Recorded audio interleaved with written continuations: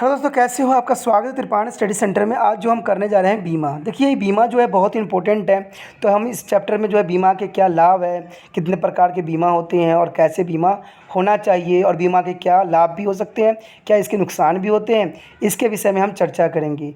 ये class 10th NIOS board का जो है बिजनेस स्टडी यानी व्यवसायिक अध्ययन का चैप्टर नंबर 10 है, जो कि बहुत ही इंपॉर्टेंट है एग्ज़ाम व्यू से भी और आपके जीवन के रिगार्डिंग भी। क्योंकि अगर आप बीमा के बारे में हर पहलू को जान पाएंगे तभी जो है आपको बीमा में काफ़ी सुविधाजनक आपको लाइफ भी हो सकता है।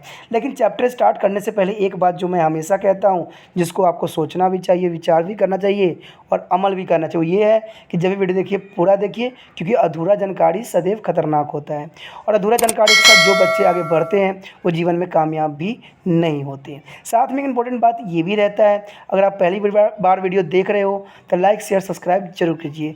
देखिए दोस्तों, लाइक करिएगा तो मुझे प्रोत्साहित कीजिएगा। लाइक करने से ये होता है कि बनाने वाले प्रोत्साहित होते हैं और उनको और भी आपके लिए अच्छे से अच्छे करते हैं। लेकिन सब्सक्राइब करना और शेयर करना ये आपके हित में है। आप पूछिएगा कि मेरे हित में कैसे है और ये क्यों बोल रहे हैं, त्रिपाठी स्टेशन वाले क्यों ऐसे बोल रहे हैं।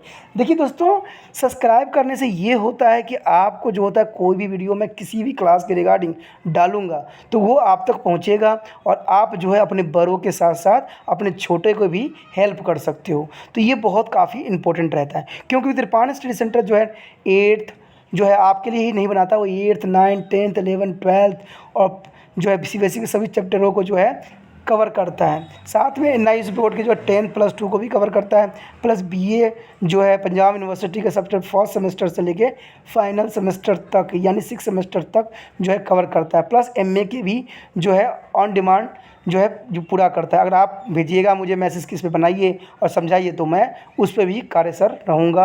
लेकिन ये सब कब होगा? जब लाइक शेयर सब्सक्राइब कीजिएगा, तभी तो मुझे हौसला बढ़ेगी और मैं आपके लिए अच्छा से अच्छा कर पाऊँगा। आगे जो दोस्तों हमारा टॉपिक है वो है बीमा के प्रकार। देखिए, बीमा भी कई प्रकार के होते हैं जिसके बारे में आपको जानने की आवश्यकता है। कहते हैं बीमा जो कि अनुबंध पर आधारित होते हैं निम्नलिखित का जो है प्रकारों में विभाजित किया जा सकता है। एक तो सबसे पहले आता है जीवन बीमा, दूसरा वो होता है अग्नि बीमा, तीसरा होता है समुद्री बीमा और चौथा होता है अन्य बीमा जैसे कि डकैती, चोरी बीमा, वाहन बीमा इत्यादि। तो ये चारों बीमाएं जो होती है बहुत इंपॉर्टेंट होती है, जिसके बारे में आपको जानना और समझने की आवश्यकता है। तो बने रहिए, जानते हैं क्या है। देखिए, इसमें यही बात बताया गया है कि कुछ समय पहले तक भारतीय जीवन बीमा निगम यानी LIC और साधारण जो है बीमा निगम यानी GIC तथा इसकी जो सहायक कंपनियां जीवन बीमा और साधारण बीमा क्षेत्रों में काम करने वाली कंपनियां थी। अब कई अन्य कंपनियां भी इन क्षेत्रों में काम कर रही है, जिसके बारे में आपको जानना चाहिए और समझना चाहिए कि ये हमारे लिए क्या कार्य कर रही है।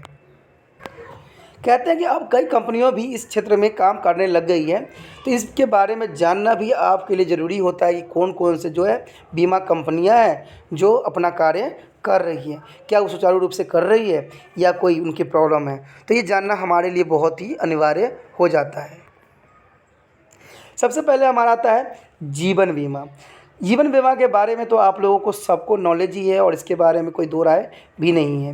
कहते हैं कि जीवन बीमा ऐसी अनुसंधान है जिसकी जो अनुसार बीमा करता यानी इंश्योरेंस बीमाकृत इंश्योरेंस को उसकी मृत्यु की स्थिति में या कुछ वर्षों की पूरी होने पर एक निश्चित रकम के भुगतान का भी वचन देता है।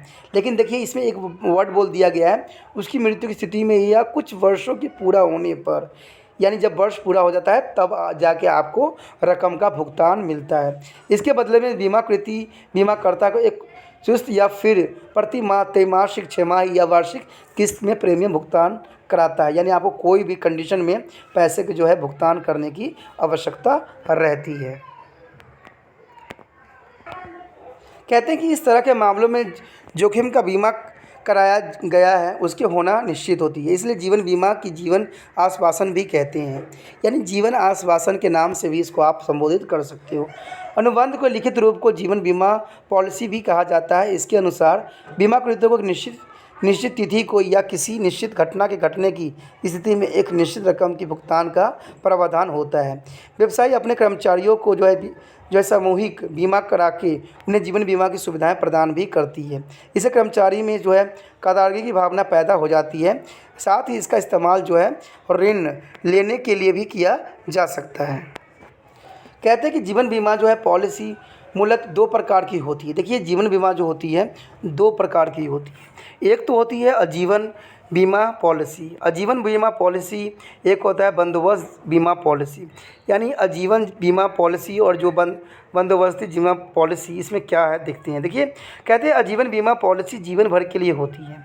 यानी ये जो होता है जीवन भर के लिए होता है, जीवन के साथ भी जीवन के बाद भी। सुना ही होगा आपने एडवर्टाइजमेंट। इसमें पूरे जीवन प्रीमियम का भुगतान करते रहना पड़ता है। बीमा की रकम का भुगतान बीमाकृतों की मृत्यु के बाद ही उसके आश्रितों को दिया जाता है। यानी जो भी उस पर आश्रित है, जैसे बच्चे हो गए उनके, तो उनको जो है समय पर भुगतान मिल जाता है। दूसरी तरफ जो है बंदोबस्ती बीमा पॉलिसी सीमित समय तक बीमाकृत की एक निश्चित आयु तक ही चलती है। बीमा की रकम भुगतान निश्चित समय के बाद यह बीमाकृत की मृत्यु होने पर, यदि उसकी मृत्यु बीमा अवधि से पहले हुई हो, तो किया जा सकता है। तो ये चीज़ें जो होती है काफ़ी ख़ास रहती है। तभी तो कहता हूँ कि हर एक पहलू के बारे में जानना एक व्यक्ति के लिए परम धर्म हो जाता है। बहुत से लोग जो होते हैं हर बात को न जानने की वजह से ही है जो कई बार धोखा का शिकार भी हो जाते हैं। तभी तो कहते हैं कि आपको समझदार बनोगे तभी जो है अपने बड़ों को भी इस बात के लिए अग्रसर कर सकते हो। उसके पश्चात हमारा है अग्नि बीमा। देखिए इसमें अग्नि बीमा में यही बात है कि अग्नि बीमा में जो है बीमाकर्ता जो है बीमाकृति से प्रीमियम प्राप्त हो जाने के बाद उसे उसकी वस्तु के आग से क्षति या पूरा तरह नष्ट हो जाने से हुई नुकसान की भरपाई का वचन देता है। अग्नि बीमा क्षतिपूर्ति जो है अनुबंध है। इसका मतलब यह हुआ कि बीमाकृत पक्ष वास्तविक हानि या क्षति या बीमा को की रकम इन दोनों में से जो कम हो सिर्फ उसी का दावा कर सकता है। बीमा कंपनियों बीमा से अधिक की रकम किसी स्थिति में नहीं दे सकता है, चाहे नुकसान उसे अधिक का हो क्यों न हुआ हो। आग से नुकसान के दावे का भुगतान दो शर्तों पर निर्भर होती है। देखिए आप ये सोचते होंगे कि मेरा सारा सामान जल जाएगा तो मुझे हर एक चीज़ का पैसा जो है मिल जाएगा। दोस्तों ऐसा नहीं है। जो आपने पहले जो जिस चीज़ की बीमा करवाई है और जितने टर्म एंड कंडीशन की करवाई है, क्योंकि ये भी एक रूल होता है कि अगर आपने 100% करवाई तो 100% उन चीज़ों को मिलेगा जो कीमत होगा। लेकिन जैसे आपने भरा होगा प्रीमियम उसी बेस पे आपको ये मिलेगा, क्योंकि उसका शर्त है। क्योंकि भुगतान के दो शर्तें होती हैं। एक तो नुकसान आग से ही हुआ हो, ये निश्चित होना चाहिए। अगर आग से नहीं हुआ है तो बीमा कंपनी जो है आपको पैसा नहीं देगी। दूसरा है आग दुर्घटनावश लगी हो या जानबूझकर लगाई गई हो। आग लगने का क्या कारण, इसका कोई फ़र्क नहीं पड़ता, क्योंकि आग से दुर्घटना हुई है। इसलिए आग को ये जानना भी नहीं ज़रूरी है कि आग दुर्घटना से लगी है या जानबूझ के लगाई गई है। तो इसका कोई कारण नहीं, इसका कोई फ़र्क नहीं पड़ता है इस पर, क्योंकि आग तो लगी है और नुकसान भी हुआ है। तो ये बातें ज़रूरी रह जाती है। कहते हैं इस मामलों में जो है मूल सिद्धांत क्षतिपूर्ति का सिद्धांत है। इसे क्षतिपूर्ति का सिद्धांत के नाम से भी जाना जाता है। कहते हैं बीमाकृत पक्ष जो है वास्तविक नुकसान की भरपाई का हकदार है, बशर्ते यह रकम बीमा को कुल रकम से ज़्यादा न हो। तो ये भी बात बहुत ज़रूरी होता है। बीमाकृत बीमा से लाभ नहीं कमा सकता है, वो केवल अपने नुकसान की क्षतिपूर्ति करा सकता है। यानी आप सोचते होगे कि मैं कमा सकता हूँ कि कोई चीज़ लूँ और उसको कर दूँ बीमा कराने के बाद, तो ऐसे में आपको भी नुकसान बहुत बुरी तरह से हो सकती है। उदाहरण के लिए माना एक व्यक्ति ने जो है 20,000 राशि की जो है वस्तु का बीमा कराया है और इनमें से 15,000 की राशि की वस्तु आग से नष्ट हो गया है, तो बीमाकृत बीमा कंपनी केवल 15,000 ना कि 20,000 तक दावा कर सकता है। तो ये बात है, जितना आपको नुकसान है उतना ही वो पूर्ति करेगा, उससे अधिक वो नहीं करेगा। ठीक है, जितना आपने लिया है उसी बेस पे भी चला जाता है। तो ये तो साफ आप देख सकते हो कि अगर बीमा कंपनियों ने अगर मान ली उदाहरण के लिए एक व्यक्ति ने 20,000 की राशि की वस्तु का बीमा कराया है, तो उसमें से सिर्फ 15,000 की राशि वस्तु आग से नष्ट हुआ है, तो बीमाकृत कंपनी केवल 15,000 रुपया ही देगा, न कि 20,000 रुपया आप तक पहुंचाएगा। तो जितना नुकसान हुआ है उतना ही वो देता है, उससे अधिक वो नहीं देगा। तो ये सब बातें जानना भी ज़रूरी हो जाता है। उसके पश्चात हमारा है समुद्री बीमा। देखिए समुद्री बीमा वह अनुबंध है जिसके द्वारा बीमा कंपनी किसी यात्री या मालवाहक जो है जहाज़ के मालिक को समुद्री यात्रा के दौरान होने वाले नुकसान की भरपाई करने की सहमति देती है। इसमें जहाज़ पर लदे माल के नुकसान की भरपाई भी शामिल होती है। जो भी समुद्री बीमा समुद्री तूफान या अन्य प्राकृतिक कारणों से माल को नुकसान की भरपाई करता है उसे माल बीमा कहते हैं। यानी आप कोई भी चीज़ को लेके जाते हो यहाँ से कहीं भी, अगर वो दुर्घटनाग्रस्त हो जाता है या किसी किसी तरह के तूफ़ान या प्राकृतिक आपदाओं के कारण फंस जाता है तो उसके रिगार्डिंग आपको उसकी भरपाई की जाती है। इसे हम माल बीमा के नाम से भी जानते हैं। जहाज़ की मालिक समुद्री यात्रा के दौरान समुद्र में होने वाले उतार चढ़ाव के जोखिम के लिए जहाज़ों की बीमा कराते हैं। जब बीमा जहाज़ किया जाए तो उसे जहाज़ी बीमा या हल इंश्योरेंस भी कहा जाता है। अब जब बाड़ों का जो है भुगतान माल के मालिकों द्वारा माल के जो है गंतव्य बंदरगाहों पर पहुंचाने के बाद किया जाता है तो वो जहाज़रानी कंपनी माल के जो व्यवस्थित हो ये नुकसान के कारण होने वाले भाड़े की हानि का भी बीमा कराया जा सकता है। इस तरह की जो है समुद्री बीमा को भाड़ा बीमा भी कहा जाता है, यानी भाड़ा बीमा के नाम से भी इसको जाना जाता है। किसको? जो समुद्री बीमा होती है। तो अगर एग्ज़ाम में अगर आ जाए भाड़ा बीमा क्या होता है तो आप कन्फ्यूज़न नहीं होना, क्योंकि भाड़ा बीमा और समुद्री बीमा एक ही तरह की कंडीशन होती है। उसके बाद कहा गया है कि समुद्री बीमा के सभी अनुबंध क्षतिपूर्ति के जो है अनुबंध होती है। इसका मतलब ये साफ है कि समुद्री जो है बीमा पॉलिसी के प्रकार जो होती है वो होती है मियादी बीमा पॉलिसी और एक होती है यात्रा बीमा पॉलिसी। टाइमिंग पॉलिसी में क्या है? देखिए, यह बीमा एक निश्चित अवधि के लिए होती है और आमतौर पर यह अवधि 1 साल की हो सकती है। यह बीमा पॉलिसी आमतौर पर जहाज़ या माल का बीमा कराने के लिए होती है जब कम माल का बीमा किया जाए। तो ये चीज़ें जो होती है काफ़ी इम्पोर्टेंट रहती है। उसके पश्चात हमारा है यात्रा बीमा पॉलिसी। देखिए, यह बीमा पॉलिसी किसी विशेष यात्रा के लिए होती है और इसमें कोई सीमा नहीं होती है। इसका इस्तेमाल ज़्यादातर जो है माल बीमों के लिए भी किया जाता है, जो कि बहुत ही इम्पोर्टेंट रहती है।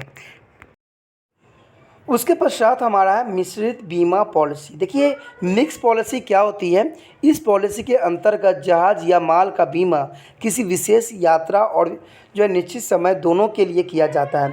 उदाहरण के लिए जो है मिश्रित बीमा के तहत एक जहाज़ का मुंबई और कोलंबो के बीच 6 महीने की यात्रा के लिए बीमा करवाया जाता है। इन 6 महीने के रिगार्डिंग अगर कुछ भी प्रॉब्लम होता है तो बीमा कंपनी को इसकी जो है भरपाई करना पड़ेगा। उसके बाद है अनिश्चित बीमा पॉलिसी, फ्लोटिंग पॉलिसी। इस बीमा पॉलिसी के तहत जो है माल का जो है बार बार बीमा कराने के बजाय एक बड़ी रकम की पॉलिसी ले ली जाती है और जब जब माल भेजा जाता है तब तक उसके बीमे की राशि मूल बीमा राशि में घटाई जाती है और माल का जो है अलग से बीमा उस समय तक नहीं कराया पड़ता जब तक बीमा की मूल राशि ख़त्म न हो जाए। यानी इसमें आपको टर्म ऑन कंडीशन भी रहती है कि आपने जितना पॉलिसी लिया है अगर बार बार जाता है तो सरकार जो है कंपनी वाले उतने पैसे देने के लिए अग्रसर रहेंगे, लेकिन जैसे आपकी पैसे ख़त्म हो जाएंगे तो उसके बाद दोबारा से आपको पॉलिसी लेना पड़ेगा। तो यही तो मैं आपको बात समझाना चाहता हूँ कि बीमा जो कंपनियाँ हैं वो आपको नुकसान होने पे ही देगा पैसा, उससे पहले पैसा आपको नहीं देगा। और मान लीजिए आपका नुकसान नहीं हुआ है उस सीमा अवधि के रिगार्डिंग तो आपके पैसे जो हैं वो बीमा कंपनी रख लेगी और वो आपको नहीं मिलेगा। तो यही बात बहुत इम्पोर्टेंट रहती है। बेशक ये सुरक्षा कवच होता है लेकिन एक बहुत बड़ा पैसा जाने का खतरा भी रहता है बना हुआ। उसके पश्चात हमारा है अन्य बीमा। देखिए, इसमें अन्य बीमा में क्या है? कहते हैं साधारण बीमा कंपनियां जीवन, अग्नि और समुद्री बीमा के अतिरिक्त कई अन्य जोखिम के लिए बीमा कर सकती है। इसमें से कुछ जोखिमों और उनमें संबंधी बीमा पॉलिसी का विवरण नीचे दिया गया है। देखिए, आपने भी गाड़ी खरीदे होंगे, उसका भी आप जानते हो कि बीमा साथ में ही कर देते हैं, आपसे पैसा ले ली जाती है और बीमा करवा दी जाती है। मोटर वाहन बीमा, देखिए कार, वैन, ठीक है, व्यापारिक गाड़ियाँ, मोटरसाइकिलें, स्कूटर, सब तरह के मोटर वाहनों का बीमा उनके जो है दुर्घटनाग्रस्त होने या उनके चोरी हो जाने पर दुर्घटना में किसी तीसरे पक्ष घायल होने या मृत्यु होने से संबंधित देनादारी की स्थिति में हुए नुकसान की जोखिम के लिए किया जाता है। मोटर वाहन अधिनियम के तहत तीसरे पक्ष जोखिम का जो है बीमा अनिवार्य होता है। तो ये चीज़ें जो होती है काफ़ी इंपॉर्टेंट रहता है मोटर वाहन बीमा में। आप भी करवाते हो, आप भी जानते हो कि एक बीमा राशि आपने देते हो। मान लो 2000 का आपने जो है बीमा करवा लिया है, 1 साल के लिए आपको बीमा राशि के जो है भुगतान का आश्वासन मिला है और मान लीजिए 1 साल में कोई दुर्घटना नहीं होती है, कोई तरह का आपका गाड़ी को नुकसान नहीं होता तो बीमा कंपनी जो है 1 साल के बाद वो पैसे आपको नहीं देगा, वो आपको दोबारा से फिर से जो है बीमा पॉलिसी लेना पड़ेगा। यही तो दोस्तों होता है कि बीमा पॉलिसी की कमाई। अगर ऐसे नहीं होगा तो बीमा कंपनी तो ऐसे ही बर्बाद हो जाएगी। तो वो उसको बार बार आपको बीमा करवाने की आवश्यकता होती है। अगर आप बार बार बीमा नहीं करवाना चाहते हो तो एक जो है टर्म कंडीशन आपको लेने की आवश्यकता बन जाती है। तो इसी तरह से जीवन बीमा कराते हैं लोग और आप भी करवाते हो और आप भी जानते हो इसके बारे में। उसके पश्चात हमारे पास है चोरी बीमा। इस बीमा के तहत बीमा कंपनी संधनमारी, चोरी, डकैती से हुए चल वस्तुओं के नुकसान की भरपाई भी करती है। अगर ऐसी कुछ हुआ प्रॉब्लम तो वो बीमा कंपनी जो है आपको पैसे देने के लिए सदैव अग्रसर रहेगी। उसके बाद है विश्वास बीमा। देखिए व्यापारी अपने उन कर्मचारियों को धोखाधड़ी और बेईमानी से होने वाले नुकसान की जोखिम के लिए भी इस तरह की जो है पॉलिसी ले सकते हैं, जो नकदी और भंडारों संभालते हैं। ठीक है, इससे जो होता है हमारा, इससे कर्मचारी द्वारा धन और सामान के गबन से होने वाले नुकसान की रक्षा होती है। इसे विश्वास बीमा पॉलिसी भी कहती है। यानी अपने जो है आपने दुकान में कोई व्यक्ति को लगाया है, अगर विश्वासघात वो करता है तो इसके प्रति भी है, जिसे हम नाम दिया गया है विश्वास बीमा पॉलिसी। तो विश्वास बीमा पॉलिसी भी करवाई जाती है। कर्मचारी में विश्वासघात गारंटी बॉन्ड पर हस्ताक्षर करने की भी कहा जा सकता है। तो आपको इस पे जो है कर्मचारी के विश्वास के लिए गारंटी बॉन्ड हस्ताक्षर भी करवाना पड़ता है इसमें। उसके बाद हमारा है व्यक्तिगत दुर्घटना या जो है बीमारी जीवन बीमा। देखिए इस तरह की बीमा जो है पॉलिसी है मृत्यु या विशेष परिस्थिति में विकलांग होने के बिरादू ली जाती है, जैसे कि हवाई यात्रा करते समय दुर्घटना आदि के लिए ऐसी बीमा होती है। उसके बाद दायित्व बीमा। इस तरह की बीमा जो पॉलिसी है किसी व्यक्ति की मृत्यु अथवा चोट आदि लगने के जोखिम को जो है उठाने के लिए किया जाता है। ये 2 प्रकार की होती है, जिसको आपको जानना ज़रूरी है और समझना भी ज़रूरी है। एक जो है हमारा, देखिए यहाँ पर दायित्व 2 प्रकार की होती है। एक नियोक्ता की जिम्मेदारी। देखिए प्रत्येक कर्मचारी की सुरक्षा की कानूनी जिम्मेदारी निभाने की जोखिम लिए। दूसरा जो होता है सार्वजनिक जिम्मेदारी, व्यक्तियों और व्यवसायों के परिसर में आने वाली जो है अगलती से संबंधित जिम्मेदारी की जोखिम।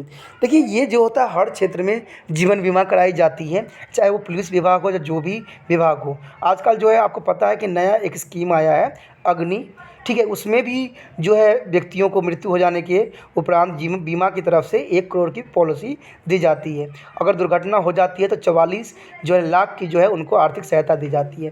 तो ये बीमा हर एक क्षेत्र में, हर एक जो जगह पे करवाई जाती है, जिससे क्या हो कि सरकार को अधिक नुकसान नहीं पहुँचे। आप सोचते हो कि ये सरकार की तरफ से होती है, नहीं दोस्तों, आपको पता है कि जो पैसा आपको मिलेगा, आपने देखा होगा कि इनके लिए जो है 33,000 रुपया रखा गया है, लेकिन आपको पता है कि उसमें से सिर्फ 21,000 रुपया इन हैंड आपको मिलेगा। बाकी सारे पैसे जो होंगे आपको इन्हीं सुरक्षा कवच के लिए लगाए जाएंगे, जो आगे चल के आपका सुरक्षा कवच बन सकता है। तो सरकार भी हर तरह की जो सुरक्षा व्यक्तियों को देने के लिए अग्रसर रहती है। उसके पश्चात हमारा है संपत्ति का बीमा। देखिए ये बहुत ही अधिक तरह के जो है सामान का बीमा कराती है, जो कि परिवहन के समय या अन्य कारणों से ख़राब हो जाती है। ये व्यवसाय तथा गृहस्थ के लिए भी हो सकती है कि घर में कोई तरह का नुकसान हो तो इसके लिए भी इसको करवाई जाती है। कहते हैं अभी जो आपने पढ़ा है अग्नि बीमा, समुद्री बीमा तथा जीवन बीमा में अंतर। देखिए यहाँ पर जो है सभी में अंतर दिखाने की कोशिश किया गया है कि कौन सी बीमा जो है कितने अंतर है। सबसे पहले था अग्नि बीमा जो समुद्री। देखिए इसमें दिया हुआ है क्षतिपूर्ति, जितने मूल्य का बीमा कराया गया है या जो है बस वास्तविक मूल्य जो भी कम हो उतना दिया जाता है। इसमें जो होता है क्रय मूल्य तथा 10 से 15% लाभ क्षति के लिए रूप में किया जाता है, यानी सिर्फ आपको 10 या 15% समुद्री बीमा में दिया जाएगा। जीवन जो है जीवन बीमा में जो केवल विशेष रूप से अलिखित बीमा मूल्य ही दिया जाता है। बीमा योग्य हित यानी पॉलिसी लेते समय नुकसान होते समय उपस्थित होना आवश्यक होता है। दूसरा है नुकसान होने समय व्यतीत हित होना आवश्यक है। पॉलिसी लेते समय बीमा योग्य हित का होना आवश्यक है। तो दोस्तों यही सब समय कंडीशन जो होती है लोगों को मार देती है, लोगों को समझ नहीं आती कि ऐसा कंडीशन क्या है। अब देखिए पॉलिसी लेते समय बीमा योग्य हित का होना बहुत ही आवश्यक है, यानी जिसके रिगार्डिंग आप बीमा ले रहे हो तो उसका होना भी अनिवार्य है। उसके बाद पॉलिसी का हस्ताक्षरण। देखिए बीमा जो है बिना बीमा कंपनी की आज्ञा के हस्ताक्षर नहीं हो सकती, यानी हस्ताक्षर नहीं हो सकती। जब तक वो ना चाहे वो किसी को दे नहीं सकती। उसके बाद बीमा कंपनी की आज्ञा के बिना हस्ताक्षर नहीं किया जा सकता, कोई हस्ताक्षर नहीं किया जा सकता। तो ये सारी चीज़ें जो होती है काफ़ी इंपॉर्टेंट रहती है, जो इसको अंतर से ही स्पष्ट होता है। उसके पश्चात हमारा आता है जोखिम का प्रकार। देखिए जोखिम का प्रकार कैसा हो सकता है, ये अनिश्चित होती है, ये निश्चित होती है, ये निश्चित परंतु समय अनिश्चित होती है। यानी अनिश्चित अनिश्चित होते हैं दोनों के दोनों, बट जो हमारा जीवन बीमा होता है वो निश्चित होती है, परंतु समय अनिश्चित हो, यानी समय कोई भी हो सकता है। उसके बाद हमारा है समय अवधि। देखिए समय अवधि जो होती है सामान्य 1 वर्ष होती है, सामान्य ये भी 1 वर्ष ही होती है, लेकिन ये लंबे समय के लिए लिया जा सकता है। यानी जो मृत्यु होती है कवर वो लंबे समय तक के लिए लिया जा सकता है। अब प्रीमियम किस प्रकार की होती है? प्रीमियम का निर्धारण राशि पर निर्भर करती है। यदि यह बीमित मूल्य अधिक है तो प्रीमियम भी अधिक होगा, यानी जितने के आप लीजिएगा उतना ही आपको प्रीमियम देने की आवश्यकता पड़ता है। प्रीमियम की राशि आपदा की प्रकृति पर निर्भर करती है कि इसमें कैसी आपदा के लिए आप ले रहे हो और कैसी आपदा आई है। उसके बाद बीमित की आय तथा बीमा की अवधि पर प्रीमियम की राशि निर्भर करती है। और जो हमारा जीवन बीमा होता है वो व्यक्ति के आय पर निर्भर करता है कि उस व्यक्ति ने कितना जो है धनराशि कमा रहा है, कितनी उसकी सैलरी है। तो ये सब बातें जो है इसके अंतर के लिए बहुत इंपॉर्टेंट है। कई बार एग्ज़ाम में जो है अंतर आ जाता है, तो ये आपको अच्छे से समझने की आवश्यकता है। उसके बाद उद्देश्य। देखिए आग से जोखिम के लिए बनाई जाती है, ये समुद्री आपदाओं से सुरक्षा के लिए होता है। ये सुरक्षा एवं निवेश दोनों के लिए होती है। जीवन बीमा जो है दोनों के लिए होती है, बट ये जो होता है अग्नि के लिए आग से होता है सुरक्षा, और समुद्री जो होती है बीमा वो सिर्फ समुद्री आपदाओं के लिए ही बनाई गई है। उसके बाद है समर्पण। देखिए समाप्त होने से पूर्व, समर्पण का मतलब है समाप्त होने से पूर्व, और समर्पण नहीं कर सकते हैं। यानी समाप्त होने से पूर्व आप समर्पण नहीं कर सकते हैं, समाप्ति से पूर्व समर्पण नहीं किया जा सकता। यानी एक बार आपने ले लिया तो दोबारा इससे पीछे हटना नहीं पड़ेगा। अगर आप पीछे हट गए तो आपके जितने भी पैसे आपने जमा किया था सब आपका व्यर्थ चला गया। तो इसलिए सोच समझ के जो है लेने की आवश्यकता होती है। परिपक्वता होने से पूर्व भी समर्पण हो सकता है, तो इसमें कभी भी आप छोड़ सकते हो। तो ये बातें सब चीज़ें जो होती है इम्पोर्टेंट बन जाती है, जो कि प्रत्येक व्यक्ति के लिए इम्पोर्टेंट रहता है। अगला टॉपिक जो है हमारा दोस्तों बीमा के सिद्धांत। देखिए बीमा के कुछ सिद्धांत है जो बीमा कार्य एवं बीमाकृतियों के बीच बीमा अनुबंध पर लागू होती है। कहते हैं सबसे पहले तो यही बात आता है पूर्ण सद्विश्वास। देखिए बीमा अनुबंध पारंपरिक विश्वास एवं सद्भावना के अनुबंध है। अनुबंध के दोनों पक्ष अर्थात बीमाकार और बीमाकृत क्यों होने चाहिए कि वह सभी आवश्यकताएं सूचना से एक दूसरे को अवगत कराएं। यानी इसमें साफ बात बताई गई है कि बीमा कंपनियों में कोई चेंजेस आता है तो वो बीमा कंपनी जो है जो भुगता है उनको सारी बातें क्लियर करे, तो एक बहुत ही सिद्धांत रहती है। उसमें दूसरी बात जो होती है ऑपोजिट, यानी बीमाकृत जिसको बीमा हो चुका है वो भी अगर मान लो उनको कुछ प्रॉब्लम है तो वो भी क्लैरिटी के साथ बताएं। कभी कभी ये बंद होता है कोई बंदा किसी चीज़ से जो है बीमार होता है और बीमा ले लेता है, मान लीजिए उसको कुछ समय के पश्चात उसकी मृत्यु हो जाती है, तो बीमा कंपनी जो है बहुत बड़ी क्षति उसको पहुँच सकता है, क्योंकि इतने सारे पैसे देना दे तो देता है बट उनको भी बहुत तरह के नुकसान उठाना पड़ जाता है। तो ये चीज़ें दोनों के लिए बहुत ही ज़रूरी होता है अवगत कराना। अगर ऐसा अवगत नहीं होता है तो दोनों को भी नुकसान हो सकती है, क्योंकि आजकल कंपनियां भी क्या करती है हर 1-2 दिन के बाद जो है अपने रूल रेगुलेशन में चेंजेस करती रहती है। तो ये चीज़ें बहुत ही इंपॉर्टेंट मायने रखता है, क्योंकि जिस समय आप कंडीशन लिए हो, टर्म लिए हो, उस समय ऐसी कंडीशन नहीं थी, लेकिन बाद में बन जाती है तो कंपनियां भी जो है तू मैं करने पे उतर आती है, क्योंकि कंपनियां को भी तो दिखाना पड़ता है ना और बताना पड़ता है। तो इसलिए जो है समय समय पर जो है इसका संशोधन होता रहता है। तो जिन्होंने लिया है टर्म एंड कंडीशन तो उनको भी हर समय इस पर अलर्ट रहने की आवश्यकता है, जागरूक रखने की आवश्यकता है। उदाहरण के लिए जीवन बीमा कराते समय बीमाकृतों को बीमा कंपनी को बता देना चाहिए कि यदि वह किसी ऐसी बीमारी से ग्रस्त है तो उसका जीवन ले सकती है। तो यदि वह ऐसा नहीं कराता है तो बाद में पता चलता है तो बीमाकृत ऐसी बीमारी से पीड़ित था जो उसकी मृत्यु का कारण बनती है, तो बीमा कंपनी दवा भुगतान करने के लिए तैयार नहीं होती है। मान लीजिए कि अगर आप जीवन बीमा ले रहे हो लेकिन आप कोई बीमारी से ग्रसित हो जिसकी वजह से आपको कुछ ही दिनों में आपकी मृत्यु हो जाती है, तो वही बात होता है ना, फिर बीमा कंपनी कैसे दे सकती है आपको पैसे? वो नहीं देगी पैसे आपको, क्योंकि वो पहले जांच करवाएगी ना, तो पता लगेगा कि आप कोई बीमारी से ग्रसित थे तो आपको पैसा नहीं मिलेगा, और इस वजह से जो है बीमा कंपनी को लाभ पहुंचेगा और आपको जो है बहुत बड़ा नुकसान आपको हो जाएगा। इसमें दूसरा सिद्धांत जो ये है दोस्तों, ये बात ये बताती है कि बीमाचित स्वार्थ। देखिए इसका अर्थ है कि बीमा जो है विशेष में वित्तीय अथवा धन संबंधी हितों का होना भी बहुत ज़रूरी होता है। यदि बीमित संपत्ति के नष्ट होने अथवा बीमित व्यक्तियों के जीवन को हानि होने से बीमाकृत को व्यक्तिगत हानि होगी, अर्थात यदि बीमाकृत व्यक्तियों को जीवन के हानि होने से बीमाकृत हानि होती है तो एक व्यक्ति का जो किसी भी संपत्ति में सीमा जो है योग्य हित मान लिया जाएगा। यदि उसकी सुरक्षा रहने से उसे वित्तीय लाभ हो रहा है तो जीवन बीमा में बीमा कराते समय बीमाकृत का जो है बीमाचित स्वार्थ होना आवश्यक होता है। माना एक व्यक्ति ने अपनी पत्नी का जो है बीमा कराया है, बाद में दोनों में तलाक हो गया है, तो इसका बीमा अनुबंध पर कोई प्रभाव नहीं पड़ेगा, क्योंकि अनुबंध के समय इस व्यक्ति का अपनी पत्नी के जीवन में बीमा योग्य हित था।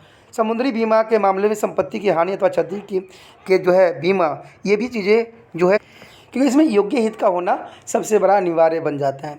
अग्नि बीमा के जो है अनुबंध में पॉलिसी लेते समय तथा संपत्ति की हानि अथवा क्षति के समय अर्थात दोनों समयों पर बीमा जो होती है योग्य हित का होना बहुत ज़रूरी है, यानी जिस व्यक्ति ने लिया है उसका होना बहुत ही अनिवार्य बन जाता है।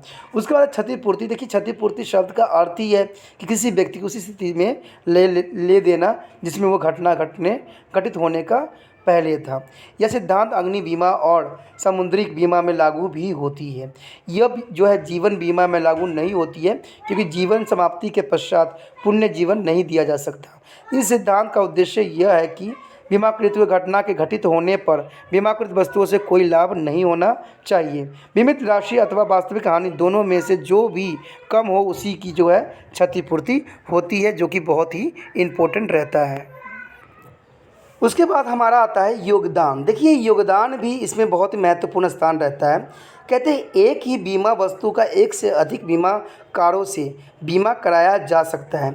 बीमा के दावों को जो क्षतिपूर्ति जो है बीमाकृत को दी जाती है उसे सभी जो है बीमाकारों से विस्मित राशि के अनुपात में एकत्र किया जाएगा। देखिए, योगदान तो यही बात आ जाता है ना सामने कि बीमा के दबाव की जो क्षतिपूर्ति होती है वो बीमाकृत को दी जाती है, उन सभी बीमाकारों की बीमा राशि के अनुपात में एकत्र किया जाता है।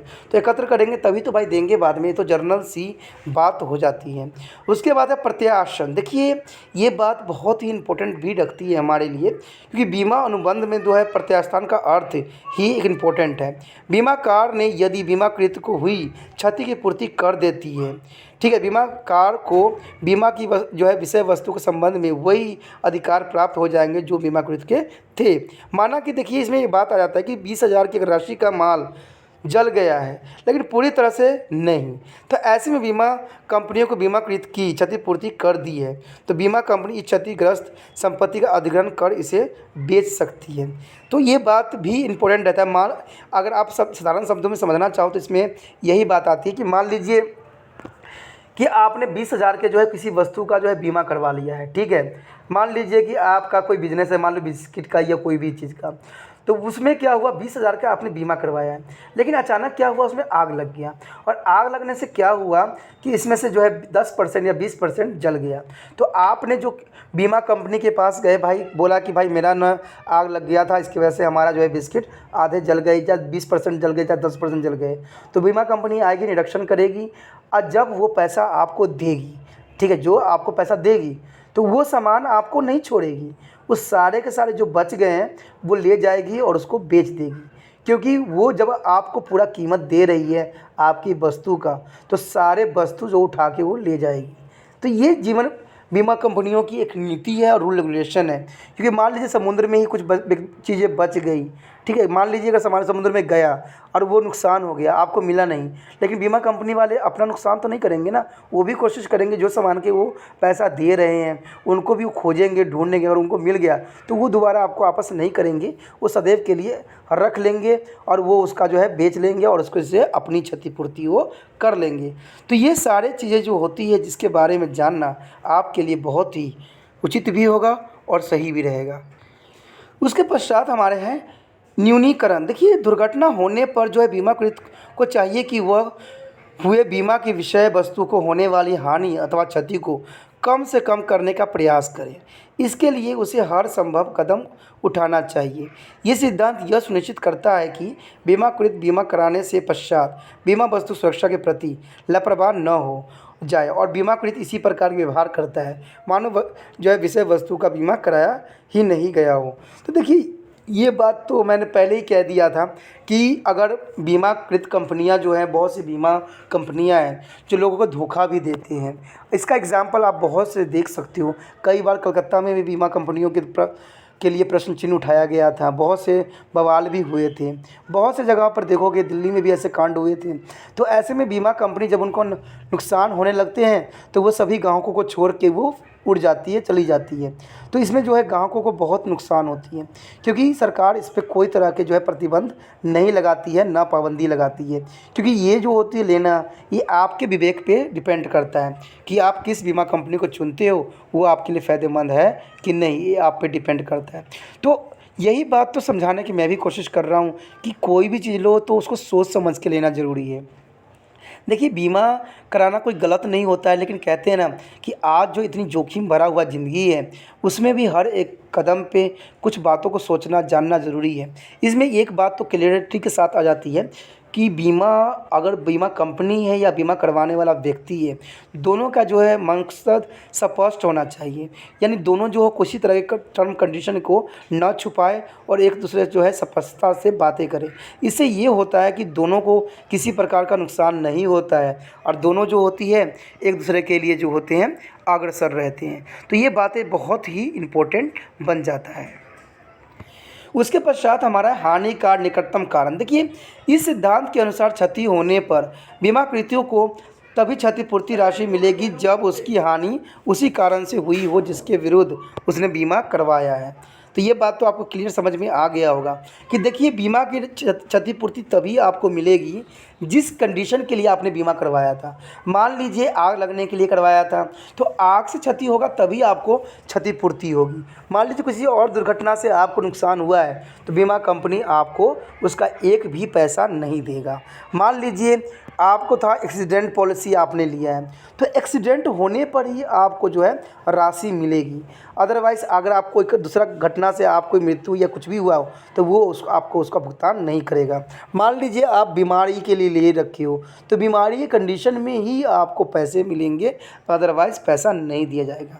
तो ये सारी चीज़ें बहुत इंपॉर्टेंट है, क्योंकि बीमा कराई गई जोखिम हानि का निकटतम कारण होनी भी चाहिए, दूर का कारण नहीं होना चाहिए। अगर दूर का कारण होगा तो बीमा कंपनी आपको एक भी कौड़ी नहीं देगी। बीमा कंपनी का तभी क्षतिपूर्ति का दायित्व होगा। उदाहरण के लिए माना कि एक जहाज़ में संतरे भरे हुए हैं, जिनकी दुर्घटना से घटित होने पर होने वाली हानि के विरुद्ध बीमा कराया गया है। यानी आपने संतरे का एक पूरा जहाज़ लेके जा रहे हो और उसका बीमा करवाया है। जहाज़ बंदरगाह पर सकुशल पहुंच गया, लेकिन माल उतरने में देरी हो गई। मतलब आ गया, लेकिन आपने क्या किया, उस माल को उतारा ही नहीं, 2-4 दिन छोड़ दिया। परिणाम स्वरूप क्या हुआ, संतरे सड़ गए। बीमा कंपनी की क्षतिपूर्ति के रूप में कोई भुगतान नहीं किया, क्योंकि हानि का निकटतम कारण संतरे का जहाज़ से उतरने में देरी थी, न कि मार्ग में किसी दुर्घटना। तो इसे तो आप क्लियर समझ गए होंगे कि भाई आपने माल उतारने में देरी किया। उनका तो पॉलिसी क्या था कि अगर समुद्र में कोई जहाज़ में पानी आ जाए, कोई ब्लास्ट हो जाए, किसी तरह का मतलब डूब जाए या कुछ भी हो जाए घटना, तो उसके लिए आपने बीमा करवाया था, ना कि इसके लिए कि आपका बंदरगाह तक पहुंच गया। उसी समय जब बंदरगाह तक पहुंच गया सुरक्षित, तो उसी समय जो है बीमा कंपनी की जो है सारी दायित्व ख़त्म हो जाता है। अब उसको 10 दिन तक आप उतारो नहीं, अब अपनी झगड़े में लगे रहो, उतार नहीं रहे हो, तो सेव ही तो है, 2 दिन के बाद ख़राब हो जाएगा, सड़ जाएगा, तो आपको थोड़ी भी जीवन बीमा कंपनी जो है आपको पैसा देगी। इस सूरत में तो वो पैसा क्या आपके तरफ देखेगी भी नहीं और आपकी तो बात सुनेगी नहीं। तो सबसे बड़ी बात आ जाती है। तो इसमें जो हमने पढ़ा है, सारांश के रूप में आप समझ सकते हो कि ये चैप्टर ने हमें हर एक बात और हर एक पहलू के बारे में समझाने की कोशिश की है। देखिए, जीवन बीमा जो है एक ऐसी कंडीशन और टर्म होती है जिसको हर एक व्यक्ति को समझने की आवश्यकता है।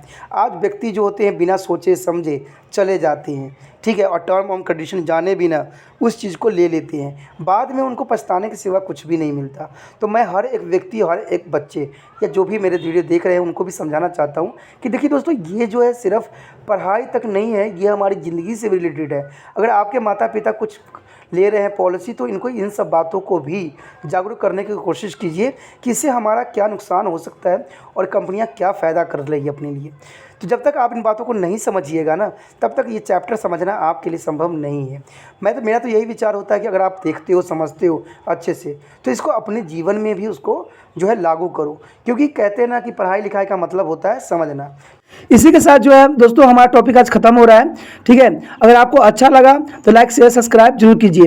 अगर पहली बार अगर आप वीडियो देख रहे हो, पहली बार मेरे चैनल पे आए हो, तो सब्सक्राइब करना आपका फ़र्ज़ बन जाता है। सब्सक्राइब करने से ये होगा कि जो भी मैं आप क्लास के रिगार्डिंग कोई भी वीडियो डालूंगा उसका नोटिफिकेशन जो है समय समय पर आपको प्राप्त होता रहेगा। अगर सब्सक्राइब नहीं कीजिएगा, अगर आप दोबारा से तिरपान सेंटर पर आने की कोशिश कीजिएगा, तो वहाँ पर आप तिरपान लिखिएगा तो जो है वो तिरपस कर देगा, ठीक है। जो आप गूगल पर सर्च करेंगे वो तिरपस कर देगा, जिसकी वजह से आप जो है मेरे वीडियो का जो है फ़ायदा नहीं उठा पाओगे। तो सोचिए मत, विचार मत कीजिए, सब्सक्राइब कीजिए। आप सोचते होइएगा कि मेरा जो एग्ज़ाम खत्म हो जाने के मेरा क्या ज़रूरत है तिरपान स्टडी सेंटर से, ठीक है, तो इसलिए सब्सक्राइब नहीं करने को सोचिएगा। लेकिन दोस्तों ऐसा नहीं है, तिरपान स्टडी सेंटर जो है बहुत हेल्पफुल है।